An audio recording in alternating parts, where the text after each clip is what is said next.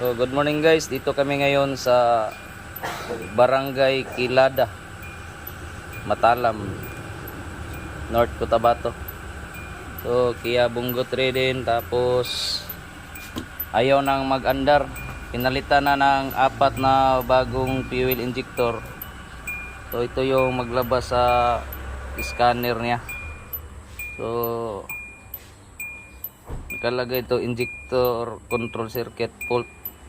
So, tapos injector circuit open cylinder, siguro sa pag bleeding ito. So pinaka cause talaga nito itong inlet metering valve malfunction na pinaka common tong P1120.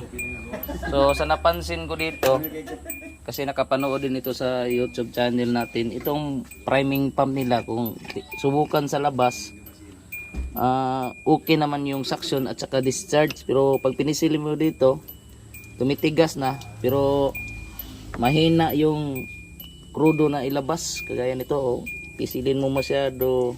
Pinisil ko, makita ito, pinisil ko na, pero kaunti lang yung lumalabas na krudo, ganyan lang. So try natin papalitan ng bago, kumpara natin yung ano. Okay, cambiar ko tan, pabagutan kini. So papalitan natin ng isang klase.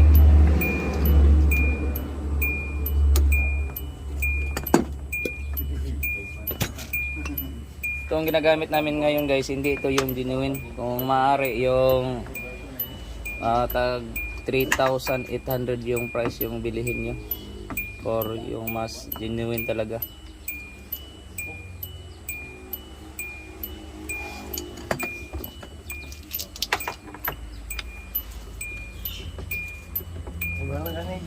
Dikit sa tubangan gini mo kambiyon.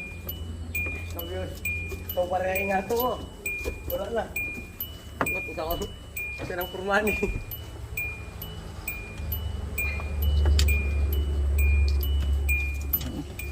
Para natin yung ano ngayon, yung tagas ng krudo.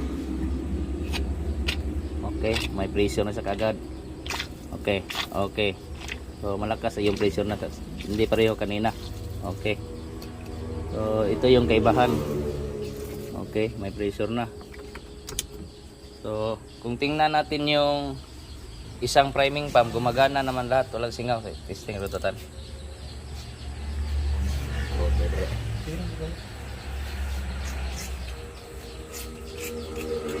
So kung tingnan natin dito sa actual, ay wala, singaw pala.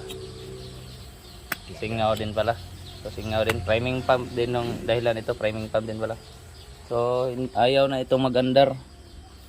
So try natin pa-andarin.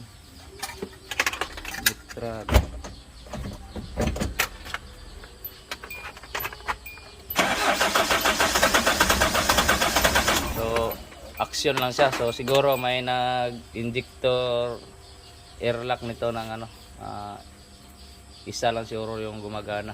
So iano natin ito dahil may dala tayong pang testing. So i-recover para natin ito kasi okay naman yung backlight ng high pressure pump. So ganito pala yung backlight ng high pressure pump. Tanggalan lang daw sa static to. Na-spot dahil. So tingnan nyo itong paki-spot sa kuan.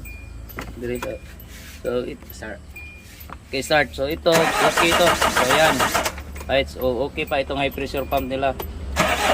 Okay. Sir, injector test na mo. Duha ray na okay sa imuhang kanang injector niya. Ang gidres customer nakapalit mo gud pud siya sa Davao, tag 4 mil ra daw injector dito niya. Mo na gusto niya nga mahangyo siya nga 4 mil lang po daw ning imuha. Kay naami diri karon sa kuan Ihada Matalam. Muna yung Bungo 3. So send na lang kung video aning imuhang duha gid nga guba ug nanami sa shop kay maditso pa ba may kuan gid sa yap. So among may presyo ay 4 na lang gid. Sugot na lang tani kay bisig ma-stack up po din on, hindi na gid on mahalin. Ano ba?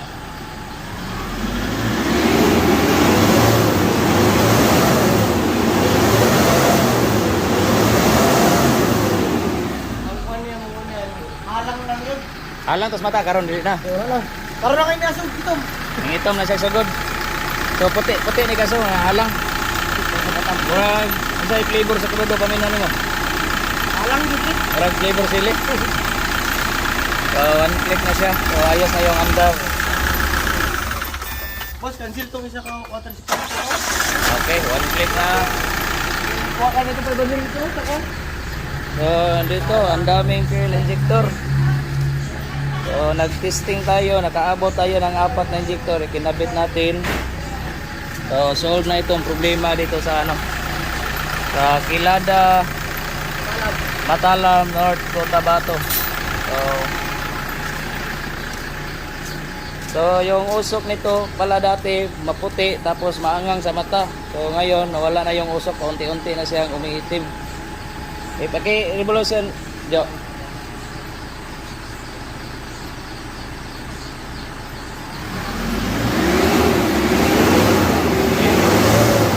Unti-unti nang umiitim. So sobrang usok na maputi ito dati. So ito ngayon may itim na. So pag magtakbo ito mawala na ito kasi wala nang anghang sa mata.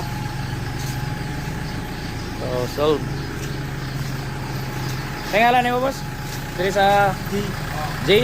Oh, dito sa ano, Tabakan. Malapit sa Pinong yung shop nila. Patulong.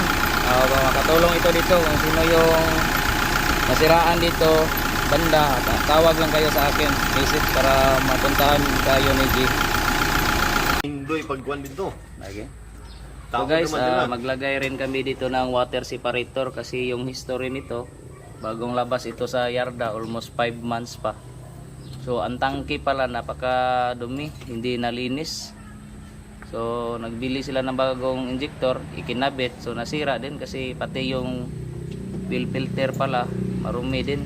So walang advice doon sa kanila. So ngayon nalinis na. So advice na rin natin na lagyan ng ganito para safety kasi yung unang injector nila pag linining yung sa loob ng injector, ang daming ano, corrosion, yung taya. Kalawang dahil sa Tagalog. Kalawang. Paitay ni Bisaya ta mag-Tagalog ay. Daga mag-request ng Tagalog. Oo. Nag-study na pag ko kanang English English Tinagalog pero mag-English pud kay kang laing naso nag-request sa pag-English kung matay mo na muna gid atong Tinagalog. Magbulol-bulol kita sa Tagalog. Ay, di po tayo boss. So ganito lang ilagay natin guys, 3/8 yung fuel hose na gagamitin natin. Okay na? So dito pala tayo ngayon sa Kilada. So sa harap mismo ito ng Barangay Hall, Matalam, North Cotabato. So ito yung Barangay Hall nila sa Kilada.